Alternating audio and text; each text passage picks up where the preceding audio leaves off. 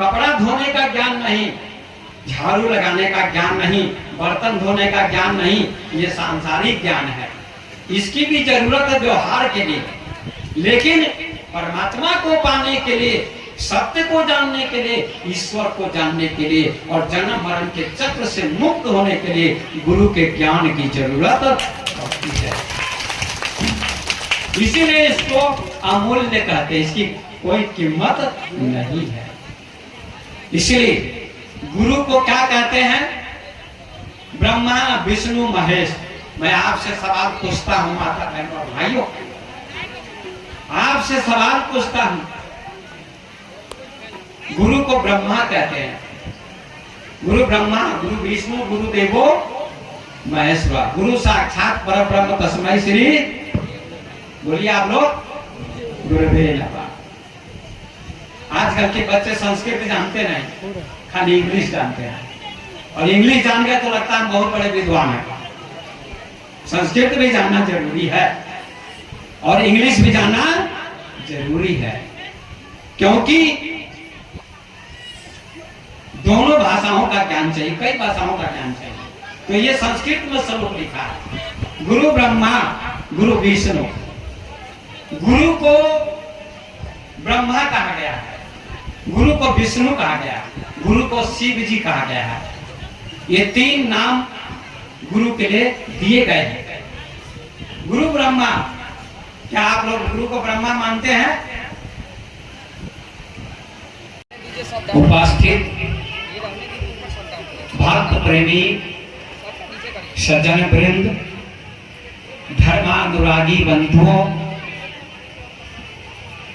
भक्ति स्वरूपा माता बहनों और बच्चों, आज बड़ी प्रसन्नता का विषय है कि आप सभी काफी संख्या में यहाँ उपस्थित हैं गुरु पूर्णिमा मनाने के लिए।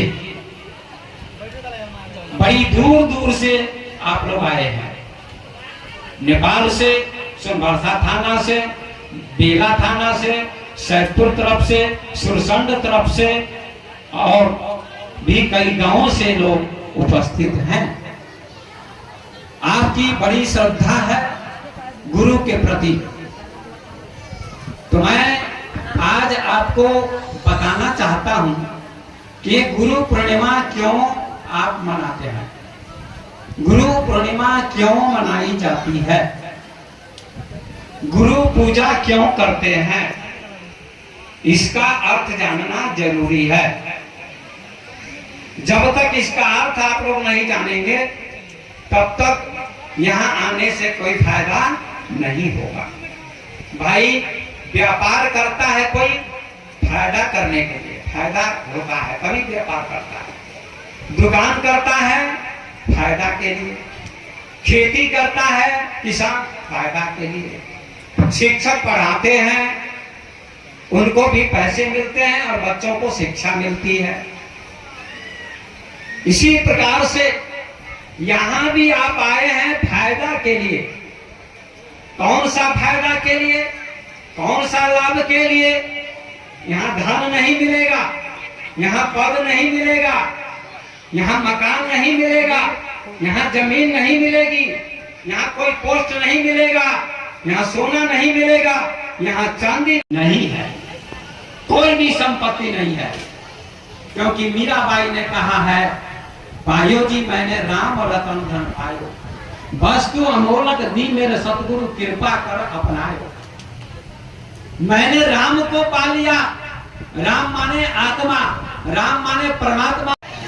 लेकिन राम को कैसे मैंने प्राप्त किया, कैसे पाया, कैसे जाना?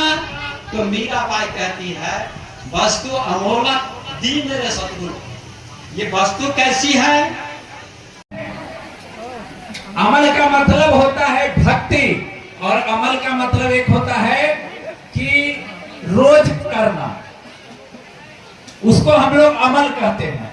तो कहने का मतलब ये है कि जब तक हम बहुत भाग्यशाली हैं कि हम लोगों को एक गुरु तो है, लेकिन ऐसे गुरु मिला, इससे भी बड़ा भाग्य की बात है।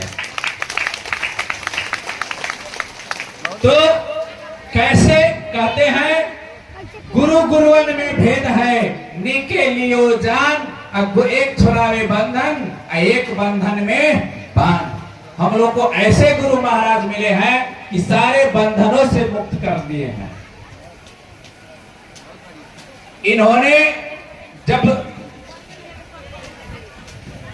जन्म लिया और थोड़ा सा ज्ञान हुआ इनमें चलने फिरने का, पढ़ने का जब उम्र हुआ, उसी समय से इन्होंने जो है भक्ति और ध्यान के बारे में जो है इनका लगन था। और धीरे धीरे इन्होंने मन में संकल्प किया कि मुझे इस परिवार में रह करके सिर्फ परिवार को ही नहीं देखना है, मुझे इस संसार को देखना है, और इस संसार के लिए मुझे जीना है, और संसार को कल्याण करने के लिए जीना है। इसी संकल्प के साथ इन्होंने अपना जीवन बनाया और अपने गांव को छोड़कर, अपने परिवार को छोड़ करके हम लोगों के सहयोग से बने हुए आश्रम बरियारपुर में अभी लगभग 70 या 60 वर्ष हो गए होंगे, इतना दिन से अपना जीवन बिता रहे हैं। तो हम लोगों का भी ये संकल्प बनता है कि हम लोग भी इनके लिए संकल्प करें कि इनके जीवन में किसी भी तरह की कठिनाई ना हो। जब इन्होंने अपनी सारे सुख सुविधाओं को त्याग करके इस संसार के लिए जी रहे हैं और हम लोगों के लिए जी रहे हैं, तो हम लोगों को भी संकल्प करना है और समय समय से फोन करके मिल करके गुरु जी का भी समाचार पूछना चाहिए कि कैसे है। लेकिन हम लोग थोड़ा सा ज्यादा क्या कहते हैं, लोभ में पड़ जाते हैं, बाल बच्चों के लोभ में पड़ जाते हैं, तो नहीं मिल पाते हैं, नहीं फोन कर पाते हैं। ये हमारी बहुत बड़ी कमी है। इसलिए इसको फुल सुधार करना है कि गुरु जी के प्रति भी संकल्पित होना है और कम से कम देना लेना बाद की बात है, कम से कम फोन करके भी समाचार पूछना चाहिए। एक और भक्ति की बात है कि हम लोग भक्त बने हुए हैं। भक्त का मतलब होता है भगवान के प्रति समर्पित, गुरु के प्रति समर्पण का भाव होना चाहिए। और जिन भक्तों में समर्पण का भाव नहीं है वो संपूर्ण रूप से भक्त नहीं है। इसलिए हम लोगों को पूर्ण भक्त बनना है समर्पण के साथ। अभी बहुत इतने जनसंख्या में हम लोग हैं, ज्यादा दूर दूर से लोग आए हुए हैं, इसलिए बहुत कुछ लोग जो हैं पहली बार ही खाना चाहेंगे। जो ज्यादा दूर के लोग होंगे वो पहले बैठ जाएंगे और जो नजदीक के लोग होंगे वो प्रतीक्षा कर लेंगे। अगर जगह मिल गया तो सभी आदमी बैठ जाइए, जगह नहीं मिला तो बाद में बैठ जाइए।